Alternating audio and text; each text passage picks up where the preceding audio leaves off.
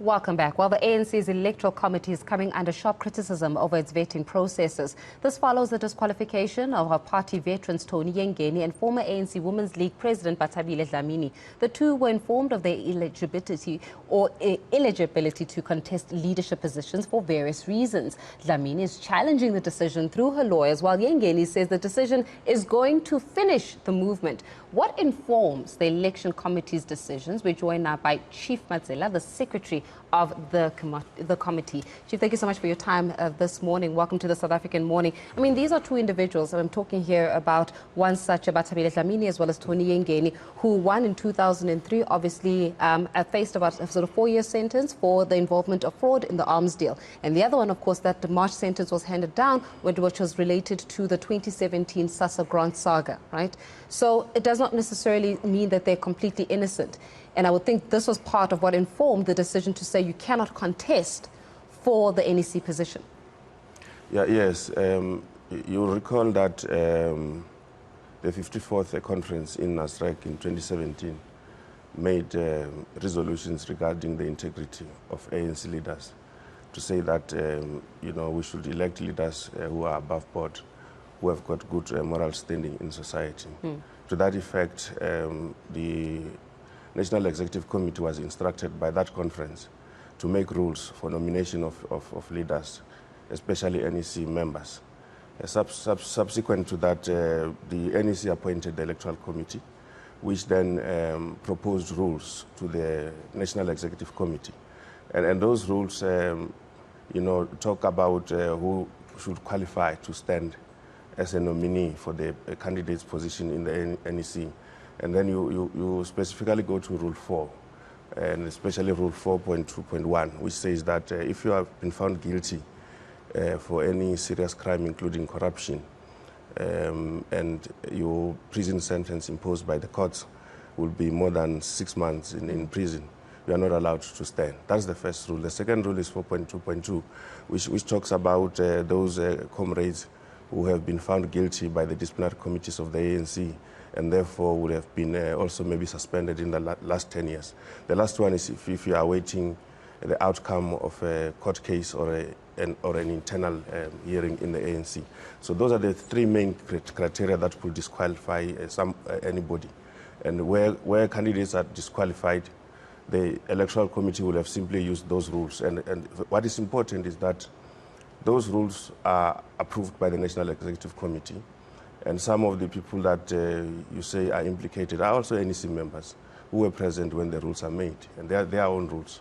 So it shouldn't come as a surprise to either Tony Yengeni nor Bathabile Dlamini that indeed those rules have now been enforced. Yes, ANC members in good standing, especially NEC leaders, should not be surprised because they were there when the rules were presented. I think those rules were presented more than 17 times until they were approved. And then they've been sent by the head of the Secretary General's office currently, Comrade Paul Mashatile, to all the branches of the ANC. They're signed off. I just want us to be able to clarify on the part of the rule about when a matter is still in court, right?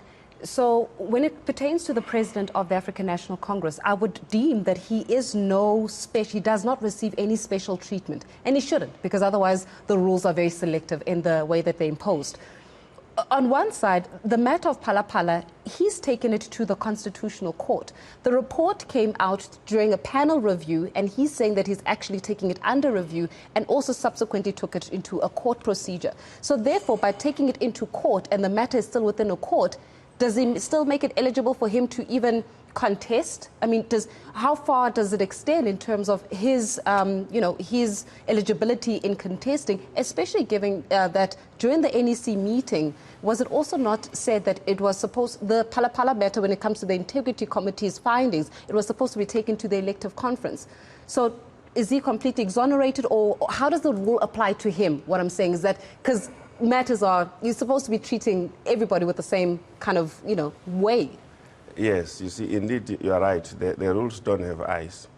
They are meant to govern the conduct and the election of leaders. It doesn't matter whether you are a branch member or you're the president. In the ANC, we are all comrades, first and foremost. It's only when the election has happened, then there are protocols, and then leaders are then treated as leaders so that there's decorum and coherence in the movement. So in the case that you are referring to, now the first rule of disqualification that I articulated says that you're either criminally charged or yes. you've been found guilty in a court of law. Yeah. That is very simple to understand. So we don't understand where this confusion comes from.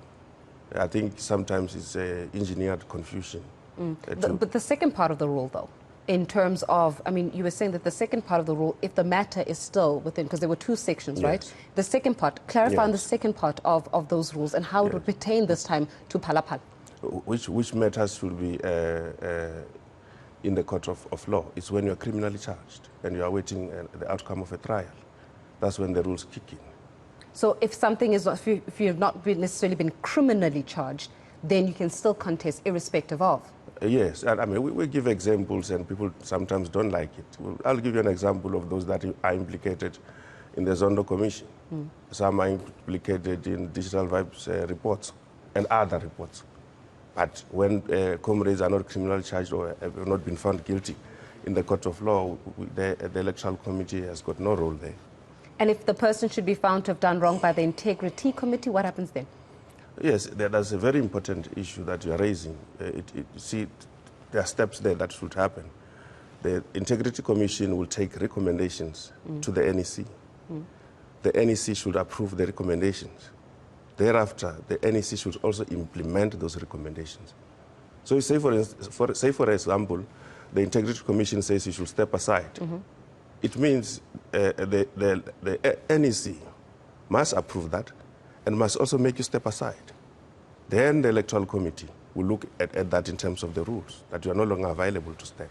But then in this case, I mean, there were various reports that were supposed to be tabled, right, during the NEC meeting. It was the report that was pertaining to digital vibes, as you're saying, to Zweli Mkhize, as well as obviously with Phalaphala, with the President Cyril Ramaphosa. And then that decision was taken to, the decision was made to take it to elective conference. How so then? Because if you've got a report by the Integrity Committee saying this is what we recommend, is the public privy to know what those recommendations are ahead of that elective conference? Or how will it work at the elective conference, irrespective of whether or not the Integrity Committee found him to have done wrong or not? No, you see, where we are as the Electoral Committee is that we consider reports that are processed by the National Executive Committee. So the National Executive Committee decides that reports must go to conference. We have no role there. Whenever reports are finalized either by the National Executive Committee or by the National Conference itself, then the Electoral Committee will look as to whether some comrades' eligibility to stand is affected. I just want us to go into the repercussions of having to enforce now the rules. Tony Yengeni has come out to say that he's been a member, for example, of the African National Congress for the past 46 years, and that this undertaking will finish the movement. What's your take? No, I mean, those are his views. We deal with what is before the committee.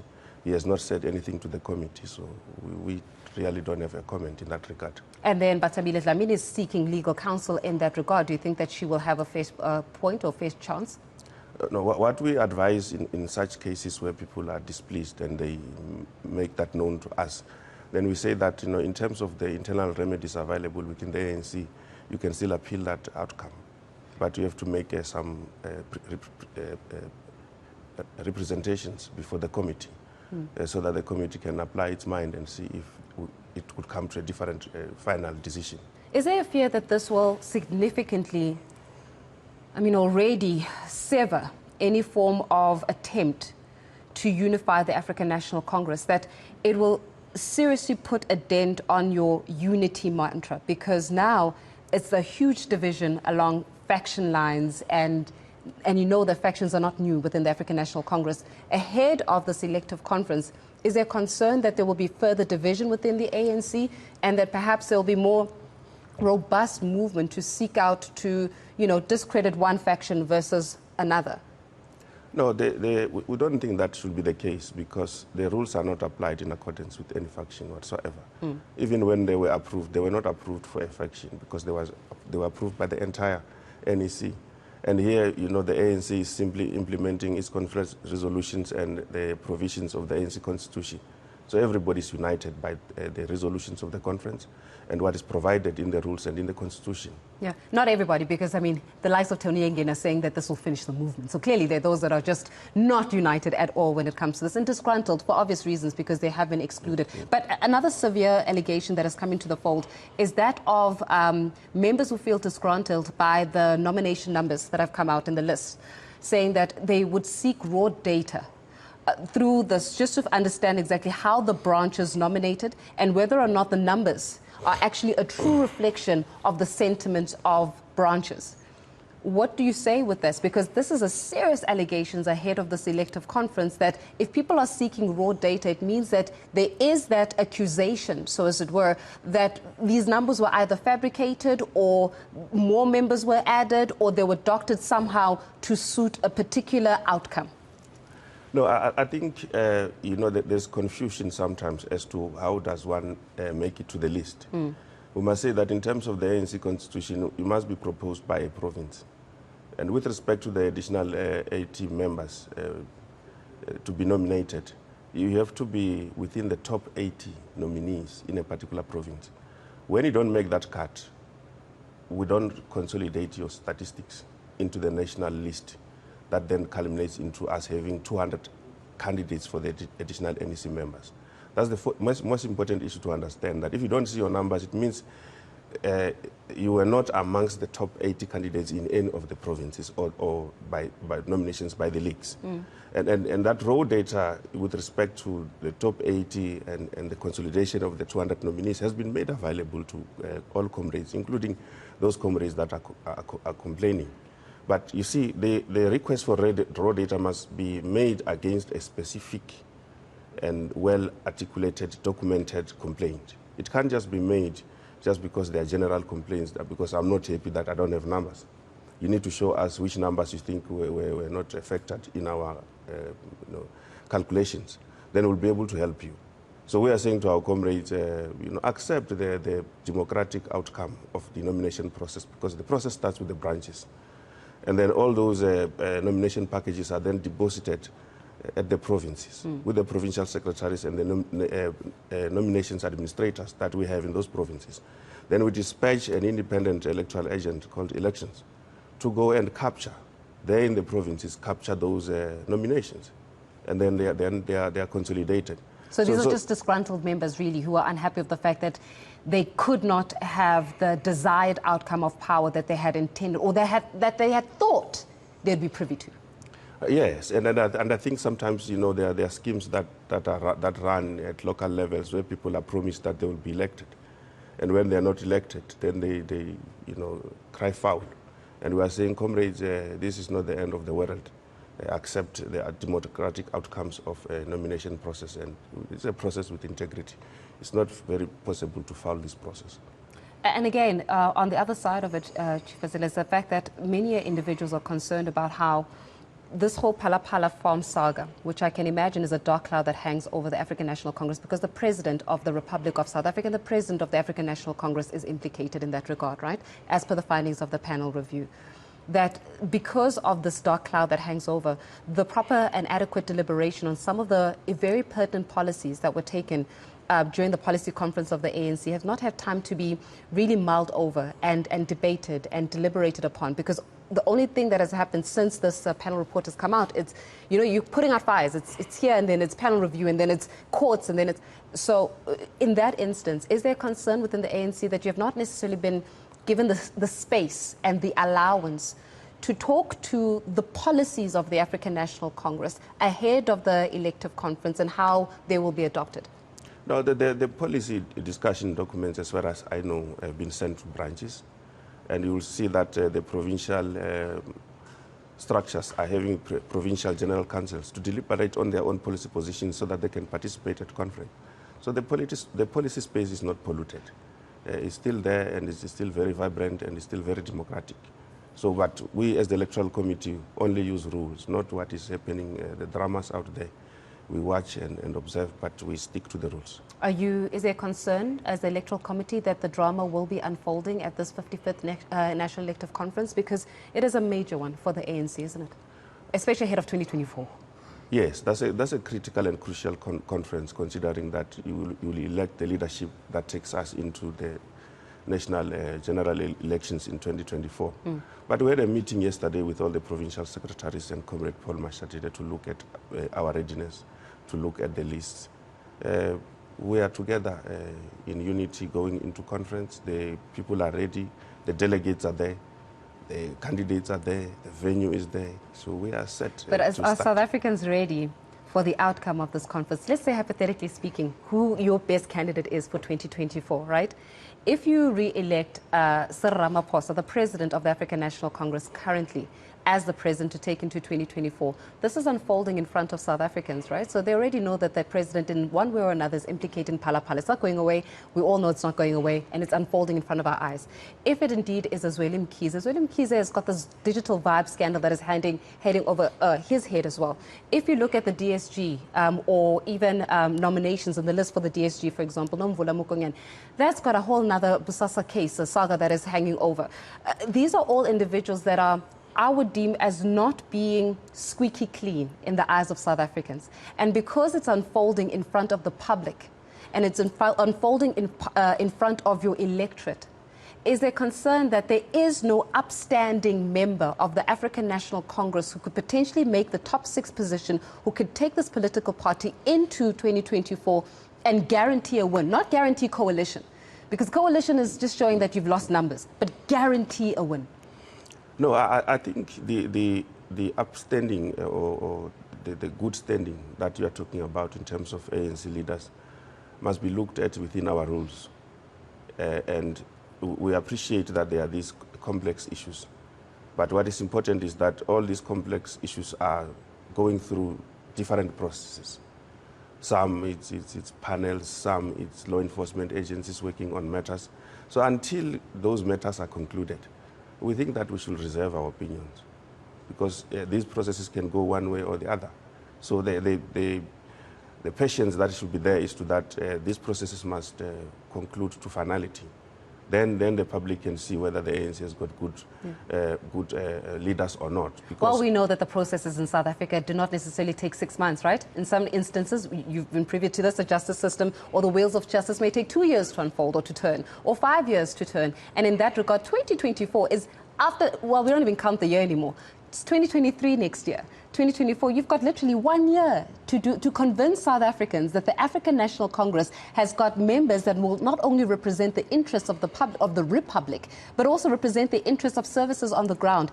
And so far, you and I both can attest to this, the people don't have faith in the ANC as much as it had before, if you have to do a review of it. That's why you're losing in numbers, right? So what do you do now about the list that you've got? Because you've got people, right, on the list. The list that you've got, many of them, if not most of them, have been implicated in one wrongdoing or another. Implicated, not charged. Implicated in one wrongdoing or another. And these are the people that you are saying to South Africans, take a look at them, everybody. This is who is going to be representing you in 2024. As a Republic who sits back and watches this unfold within the ANC, do you think that the Republic is going, you know what, we can trust them?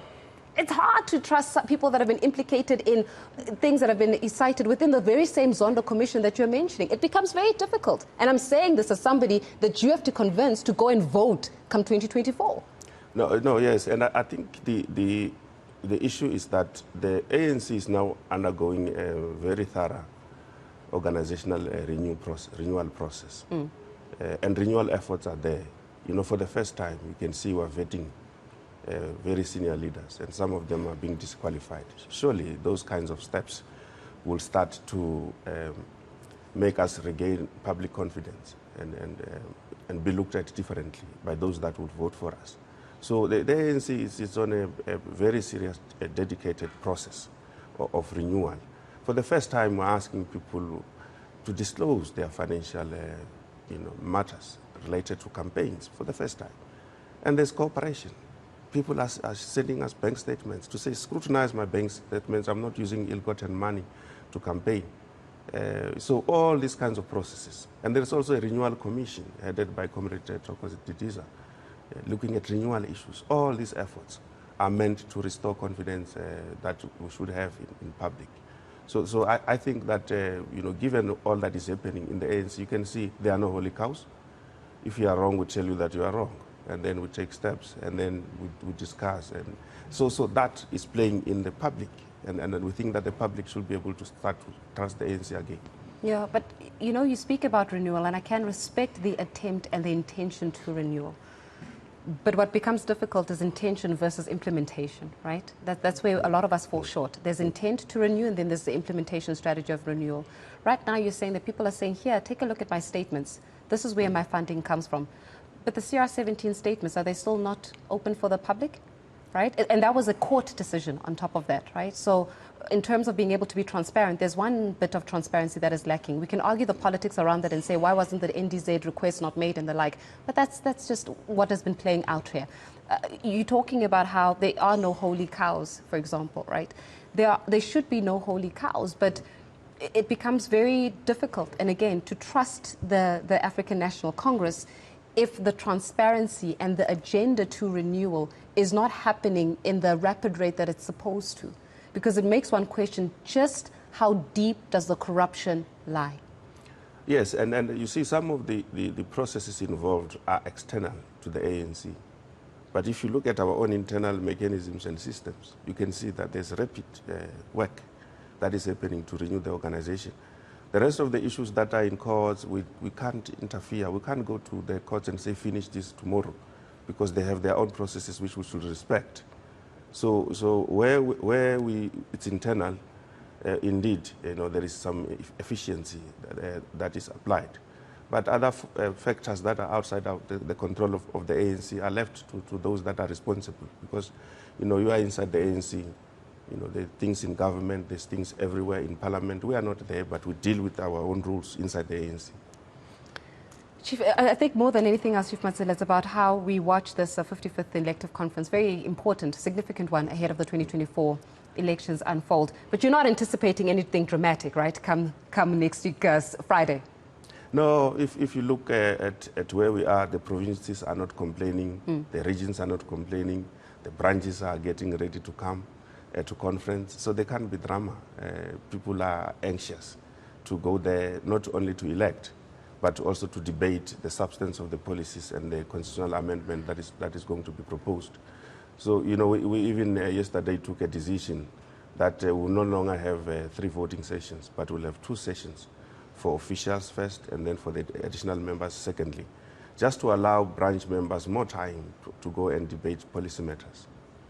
We'll leave it there. Chief Matsila, of course, the secretary there of the Electoral Committee of the African National Congress. There we have it. Next week, Friday, this is when everything happens, right, in Nasrec, to see exactly what the political lay of the land looks like for the ANC. And this is obviously ahead of the elections come 2024. But still